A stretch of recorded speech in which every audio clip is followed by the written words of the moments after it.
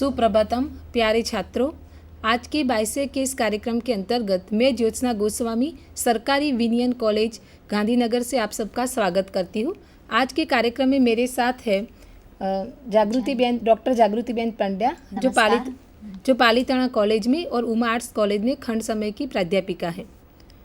प्यारे छात्रों, पिछले एपिसोड में आपने भारतेंदु युगीन नाटक की आज हम चर्चा करने जा रहे हैं, पर पिछले एपिसोडों में आपने जो है हिंदी नाटक की परिभाषा, उसका उद्भव, विकास और तत्वों के बारे में जानकारी प्राप्त की है। आज की हमारी चर्चा भारतेंदु युगीन नाटक और विशेष संदर्भ है भारतेंदु हरिश्चंद्र का प्रसिद्ध प्रहसन अंधेर नगरी, जिनकी हम चर्चा करने जा रहे हैं।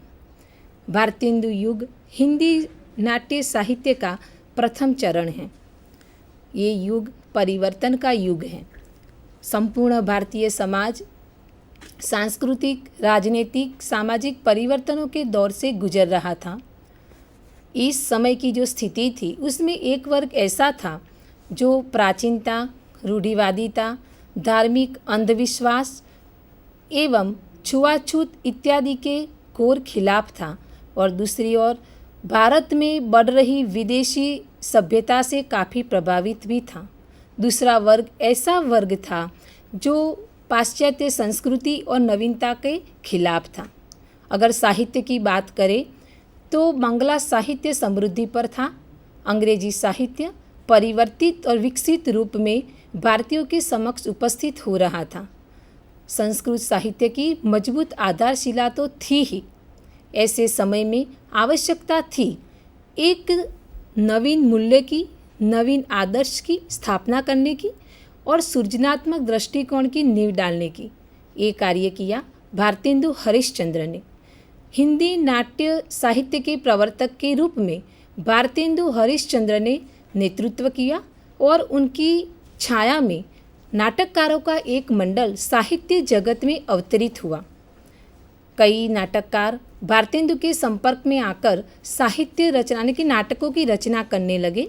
भारतेंदु युगीन नाटकों का मुख्य प्रयोजन है लोगों में देश प्रेम जागृत करना, मनोरंजन और समाज सुधार। भारतेंदु युगीन नाटक पर हम पाश्चात्य नाट्य कला, भारतीय नाट्य कला और लोक नाटकों के प्रभाव को देख सकते हैं। अगर उनकी शैली की बात करें तो भारतेंदु युगीन नाटकों की शैली व्यंग्यात्मक थी। मुख्य रूप से व्यंजना और लक्षणा प्रधान उसमें शब्द शक्तियों का प्रयोग होता था।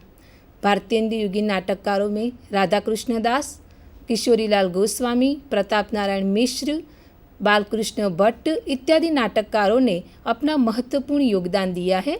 मुख्य रूप से उस समय की सामाजिक, राजनीतिक और धार्मिक जो स्थितियां हैं उसको गंभीरता के साथ अपने नाटकों में प्रस्तुत किया है। भारतेंदु युग में जो है मुख्य रूप से आप स्लाइड पे देख सकते हो कि इस प्रकार के नाटक जो है लिखे गए हैं। रोमांटिक नाटक, ऐतिहासिक नाटक, पौराणिक नाटक, सामाजिक नाटक, प्रहसन और अनुदित नाटक। इसमें से अगर हम देखें तो ये जो भी नाटक लिखे गए हैं उसके पीछे जो मूलतः जो स्थितियाँ थी वो उस समय की थी, और इसीलिए भारतेंदु युगीन नाटक में हम देखते हैं तो मुख्य रूप से समाज सुधार की प्रवृत्ति देखते हैं। देश प्रेम लोगों में उत्पन्न किया गया है। प्रहसनों के माध्यम से जो है नाटककारों ने उस समय की जो विसंगतियाँ थी, जो देश की जो दुर्दशा थी या ब्रिटिशरों ने जो अपना साम्राज्य स्थापित करते हुए अपने जो देश को जो पराधीन कर दिया था, उन सब स्थितियों का प्रहसनों में हास्य और व्यंग्य के माध्यम से उन्होंने जो है उन स्थितियों को हमारे सामने रखा है। पौराणिक और ऐतिहासिक चरित्रों में जो इतिहास में जो प्रसिद्ध चरित्र है उनके माध्यम से उन्होंने भारतवासियों को जो है स्वतंत्रता के लिए उन्होंने आह्वान भी किया है। तो अब जो हम बात करने जा रहे हैं ऐतिहासिक नाटकों की। तो आप स्लाइड पे देख सकते हो कि पहले हम बात करेंगे रोमांटिक नाटक की। तो भारतेंदु युग में जो है सबसे पहले नाटकों की हम बात करेंगे वो है रोमांटिक नाटक है। तो रोमांटिक नाटक आप देख सकते हैं स्लाइड पे कि लाला श्रीनिवास दास का रणधीर प्रेम मोहिनी, तप्ती संवरण, किशोरीलाल गोस्वामी का मयंक मंजरी और अमान सिंह गोठिया का मयंक मंजरी। इसमें से रणधीर प्रेम मोहिनी और जो मयंक मंजरी है जो उस समय के प्रसिद्ध रोमांटिक नाटक में हम उन्हें गिन सकते हैं, क्योंकि दोनों नाटक जो है उनके केंद्र में है प्रेम। प्रेम की प्रवृत्ति उनके केंद्र में है, फिर भी दोनों नाटककारों ने ही उपदेश देने का कार्य किया है। लाला श्रीनिवास दास का रणधीर प्रेम मोहिनी जो नाटक है, इसमें हम देखते हैं कि जो मुख्यतः जो है प्रेम के साथ साथ जो काम किया है नाटककार ने वो है उपदेश देने का, जैसे कि मितव्ययिता है, मैत्री का निर्वाह है, किसी बात को प्रयोग के बाद ही स्वीकार करना, या फिर जो वेश्याओं से घृणा है, इत्यादि बातों का उन्होंने उपदेश दिया है। तो मयंक मंजरी जो किशोरीलाल गोस्वामी का जो नाटक है, इसमें सती धर्म को केंद्र में रखा गया है। दोनों नाटक जो है उसमें जो है रोमांटिक प्रभाव, ऋतुकालीन जो श्रृंगारिक प्रवृत्ति उसका प्रभाव हम देख सकते हैं। दोनों के नायक जो है वो धीरोदात्त, साहसी और अपनी प्रेमिकाओं को प्राप्त करने के लिए शौर्य का प्रदर्शन भी करते हैं। जो रणधीर प्रेम मोहिनी का रणधीर है, उसमें हम जो है रीतिकालीन सामंतों की झलक भी नज़र आती है। तो मयंक मंजरी का जो वीरेंद्र है, उसमें हम ये भी देखते हैं कि जो रीतिकालीन की जो पिछले खेवे की जो कविताएं थी, उनके नायक की झलक हमें नज़र आती है। दोनों नाटकों की नायिका है वो अपनी चुहलबाजी, अपनी छेड़छाड़ी, तीरे नज़र इत्यादि में हमें टिपिकल रीतिकालीन नायिकाएँ वो लगती है। दोनों नाटक थोड़ी बहुत त्रुटियों के बावजूद भी भारतेंदु युग के रोमांटिक नाटक माने जाते हैं, महत्वपूर्ण रोमांटिक नाटक माने जाते हैं। ये दोनों नाटक जो है उसे अगर रणधीर प्रेम मोहिनी को हम रोमांटिक दुखांत की और मयंक मंजरी को हम रोमांटिक सुखांत की कह सकते हैं। टेक्निकल दृष्टि से अगर देखें तो दोनों नाटकों पर अंग्रेजी नाट्य कला का प्रभाव है। जैसे कि रणधीर प्रेम मोहिनी नाम ही हमें रोमियो जूलियट की ओर हमारा ध्यान ले जाता है, और मयंक मंजरी में किशोरीलाल गोस्वामी ने एक अंक में एक ही दृश्य की योजना द्वारा जो उन्होंने प्रयुक्ति का प्रयोग किया है। हालांकि उसका जो श्रेय हमारे यहाँ लक्ष्मीनारायण मिश्र को दिया जाता है, लेकिन उसके प्रथम प्रयोक्ता जो है वो किशोरीलाल गोस्वामी हैं। भारतेंदु युग में ऐतिहासिक नाटक भी लिखे गए हैं, आप स्लाइड पे देख सकते हैं। भारतेंदु युग में ऐतिहासिक नाटक के अंतर्गत आप स्लाइड पे जैसे कि देख रहे हो कि भारतेंदु का नीलदेवी, मुद्रा राक्षस, राधा कृष्ण दास का महारानी पद्मावती, महाराणा प्रताप, राधाचरण गोस्वामी का सती चंद्रावली, अमर सिंह राठौर, लाला शालिग्राम का पूर्व विक्रम। तो भारतेंदु युग में जो ऐतिहासिक नाटक लिखे गए हैं उसका मुख्य उद्देश्य ये है कि वो इतिहास में प्रसिद्ध चरित्र के माध्यम से देशवासियों को जागरूक करना चाहते हैं। भारतेंदु का जो मुद्रा राक्षस नाटक है वो संस्कृत नाटक का अनुवाद है, वो भारतेंदु का मौलिक नाटक नहीं है, फिर भी उसमें पूरा मूल्यकालीन परिवेश उभरता है हमारे सामने। नीलदेवी भारतेंदु का यानी कि भारतेंदु का ही और हिंदी का पहला जो ऐतिहासिक नाटक हम मान सकते हैं। लेकिन एक बात ये भी है कि नीलदेवी की जो कथा वस्तु है और उसमें जो प्रसंग है उसका कहीं भी इतिहास की घटनाओं के साथ कोई तालमेल नहीं है। तो लेकिन फिर भी लोक जनश्रुति के आधार पर जो नीलदेवी में जो पूरा राजपूत कालीन जो परिवेश हमारे सामने कथ्य बनकर उभरता है, और उसमें मुख्यतः नीलदेवी का चरित्र केंद्र में है, और नाटककार ने नीलदेवी के चरित्र के माध्यम से भारतीय नारी के त्याग एवं बलिदान की भावना को एक ज्वलंत उदाहरण के रूप में हमारे सामने प्रस्तुत किया है। नीलदेवी जो है वो पंजाब प्रांत के राजा सूर्यदेव की पत्नी और सोमदेव की माँ है। दिल्ली के बादशाह सिपह सालार अब्दुल शरीफ खां जो है इनको पकड़ने के लिए, सूर्यदेव को पकड़ने के लिए पंजाब पर आक्रमण करता है, और राजा सूर्यदेव अपने आप को कमज़ोर पाकर अपनी पत्नी नीलदेवी और पुत्र के साथ पहाड़ की तिहाई में छिप जाते हैं, और अब्दुल शरीफ खां उसे धोखे से पकड़ देता है, धर्म परिवर्तन के लिए उन्हें यातनाएं देता है और अंत में उसे धोखे से मार देता है। पत्नी नीलदेवी अपने पति का इस प्रकार मतलब उनकी मृत्यु को जो है ऐसी वो उस वक्त नारी नहीं है कि वो विवश हो जाए और रोने और दुख के सागर में डूब जाए। वो जो है अपने पति के मौत का बदला भी लेती है, वो भी ऐसे नर्तकी का वेश धारण करके धोखे से मतलब उसे धोखे में रखकर उसके खेमे में वो प्रवेश करती है और उसे वो मार डालती है, और अंत में अपनी प्रजा को सुखी देखती हुई वो जो है सती हो जाती है। तो यहाँ पर हम भारतेंदु देखते हैं कि एक पूरी जो नारी है, भारतीय नारी, उसके अबला के रूप को वैसा चाहते हैं कि वो त्याग दे और वो राष्ट्रीय आंदोलन की धारा में पुरुष के समान ही वो साथ दे। यहाँ पर वो उनके अलग निर्णय शक्ति को भी वो केंद्र में रखते हैं। और इसलिए जब हम देखते हैं कि जब सूर्यदेव के बदला लेने की बात है तब अन्य राजपूत और ये वो सब जो है वो परंपरागत से बदला लेना चाहते हैं, लेकिन नील देवी जो है वो एक जो है 60-60 समाचरित के अनुसार वो जो है युद्ध के संदर्भ में वो संशोधन करना चाहते। अपने पुत्र को भी वो कहती है कि कुमार तुम अच्छी तरह से जानते हो कि यवन सेना असंख्य है, तुम ये बात भी भली भांति जानते हो कि जब महाराज पकड़े गए तो बहुत से राजपूत निराश होकर अपने घर चले गए। तो ऐसी स्थिति में उनके सम्मुख युद्ध करने से अच्छा है कि हम कौशल से काम लें। तो भारतेंदु ने भी जो है यहाँ पर उसकी भूमिका में भी स्वीकार किया है कि भारतीय नारी जो है अपनी उपभोग वाला उसका जो रूप है उसके वो त्याग दे और उनका गौरवमय रूप जो है जो उसे अतीत में प्राप्त था उसे वो पहले प्राप्त करे। तो नारी जागरण और नारी समानता के साथ साथ इस नाटक में जो है भारतीय नारी की हमें देखते हैं कि एक भारतीय नारी की समानता और उसके उद्बोधन को ध्यान में रखा गया है। साथ में पूरा जो भारत की जो स्थिति है उस वक्त अंधविश्वास है, दुर्दशा, उसको भी वो नाटक केंद्र में रखता है।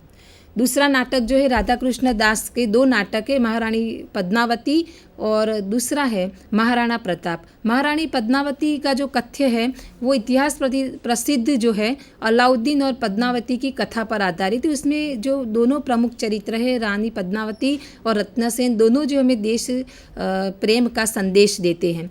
महत्वपूर्ण नाटक जो उनका है महाराणा प्रताप। महाराणा प्रताप के नाटक की अगर हम बात करें तो उसमें जो है ये नाटक जो है उसे आलोचकों ने भारतेंदु और प्रसाद के बीच का सर्वश्रेष्ठ ऐतिहासिक नाटक माना है। उसे ऐतिहासिक नाटक मानने का मुख्य कारण ये भी है कि रंगमंच पर बहुत बार अवतरित हुआ है और यही उसकी लोकप्रियता है। चरित्र केंद्र में है वो महाराणा प्रताप का। लेखक ने उसे ऐसे एक राजपूत चरित्र के रूप में हमारे सामने प्रस्तुत किया है जो विसंगत स्थितियों में भी जो है अपने आत्मगौरव को बनाए रखता है और उसकी रक्षा के लिए अपना सब कुछ त्याग देता है।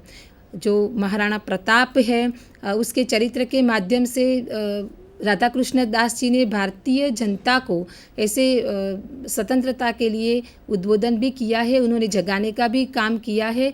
तो राधा कृष्ण दास जी का ये जो कार्य है वो अपने युग ऐतिहासिक संदर्भ में अपने युग और समाज के प्रति उनकी प्रतिबद्धता को भी साबित करता है। तीसरा जो नाम आता है वो आप स्क्रीन पे देख सकते हैं, राधा चंद्रन गोस्वामी का सती चंद्रावली और अमर सिंह राठौर। तो सती चंद्रावली नाटक जो उसमें भी सती चंद्रावली का चरित्र जो है वो केंद्र में है और उसमें जो है कि पूरा जो है मुगल कालीन जो बादशाह था औरंगजेब उसका जो है पूरा शासन काल भी इस नाटक के केंद्र में बनता है।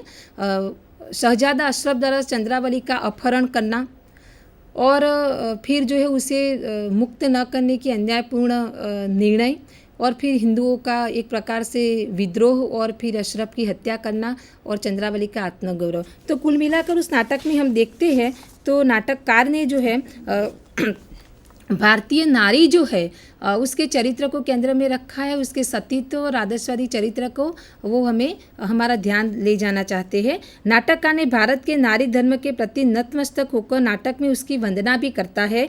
धन्य धन्य भारत नार परम उदार 3 गुण की कहे, पति प्रेम को करी नेम क्षिति को क्षेम जिहि पुण्यन रहे। तो यहाँ पर जो है चंद्रावली के प्रेरक चरित्र के द्वारा नाटककार अंग्रेजी राज के अन्याय तथा शोषण के विरुद्ध भारतीय जनमानस को आंदोलित करना चाहता है। उसी परंपरा में हम आगे देखते हैं कि अमर सिंह राठौर वो भी ऐतिहासिक पृष्ठभूमि में लिखा गया नाटक है। अमर सिंह का चरित्र केंद्र में है। उन्हें जोधपुर के नरेश द्वारा उनको निर्वासन का दंड दिया जाता है। परिणाम स्वरूप वो हिंदुओं का संगठन करते हैं और जो अपने आत्मसम्मान की रक्षा करने के हेतु अपना आत्म बलिदान भी देते हैं। तो पूरे नाटक में हम देखते हैं कि अमर सिंह राठौड़ जो है वो मतलब हिंदुओं को एकत्रित करते हुए स्वतंत्रता संग्राम के लिए वो हमें सबको संगठित करते हुए एक सूत्र में बांधते हुए नजर आते हैं। उनकी पत्नी जो है वो भी हम देखते हैं कि वो जो है पूरे हिंदुओं को जो है एक सूत्र में बांधकर सबको देश के लिए यानी कि देश को स्वतंत्र कराने के लिए एकत्रित होने की सूचना देती रहती है। उसमें जो है कि भारत को पराधीनता से मुक्ति हेतु ईश्वरीय प्रार्थना के रूप में वैतालिक गान भी प्रस्तुत हुआ है। भारत सो पराधीन हाय हाय हाय, भारत सो दीन दुखत रोवत बिखलाय, भारत को बेगी दास भाव से छुड़ाओ, जय भारत जय भारत जय भारत गाओ। यहाँ पर नाटककार जो है देशवासियों के प्रति उनकी निष्ठा भी हम देखते हैं और राष्ट्रभक्ति को भी वो जगाना चाहते हैं। जय भारत जय भारत जय भारत कहूँ रे, जय भारत की भक्ति करो, भारत में रहू रे, भारत सम और देश त्रिभुवन में नाही, सकल देश सभ्य भये जाकी परछाई, धर्म कर्म धन जन बल भारत पे राजे, भारत की विजय भेरी दसों दिशा बाजे। और आगे हम देखते हैं लाला शालीग्राम का पुरु विक्रम नाटक, उसमें भी पुरु और जो है अलविला का चरित्र केंद्र में है। दोनों जो है देश प्रेम की भावना से परिपूर्ण है और दोनों नाटक में नाटककार जो है वो पुरु के माध्यम से हमें ये भी कहता है कि अपने देश का उद्धार करने के लिए जो पुरुष मरने से डरता है, धिक्कार है उसका, पुरुष को शतवार धिक्कार है, वो क्षत्रिय नहीं है, दास है, दास पराधीन पुरुषों का संसार में प्राण धारण निष्फल है, उनके जन्म लेने का क्या फल है, पराधीन होकर जो प्राणी प्राण रखे उसको भी बार बार धिक्कार है। यहाँ पर अलविला जो है भारत के गौरव का गान भी करती है। सब मिली भारत को यश गावो, ऐसे और दीप नहीं दूजो, सब पृथ्वी पर पाओ, तीन लोक को सार यही है, तन मन यही लगाओ। तो यहाँ पर आप सब लोगों ने देखा कि ये जो ऐतिहासिक नाटक है उसमें नाटककार जो है मुख्यतः भारतीय जनता को जागरूक करना चाहता है और देश के गौरव गान भी करता है और देश की दुर्दशा का संकेत भी देता है। अन्य ऐतिहासिक नाटक को भी आप साइड पे देख सकते हो। इतिहास के साथ साथ जो नाटक लिखे गए हैं भारतेंदु युग में वो है पौराणिक नाटक, आप स्लाइड पे देख सकते हो, जिसमें रामचरित संबंधी भी नाटक लिखे गए हैं। रामलीला, सीताहरण, राम चरितावली है, जनकबाड़ा है, रामाभिषेक है, राम वन यात्रा, रामलीला, धनुषयज्ञ। कृष्णचरित संबंधी भी नाटक लिखे गए हैं, चंद्रावली, ललिता, रामरास, कल्पवृक्ष, श्यामा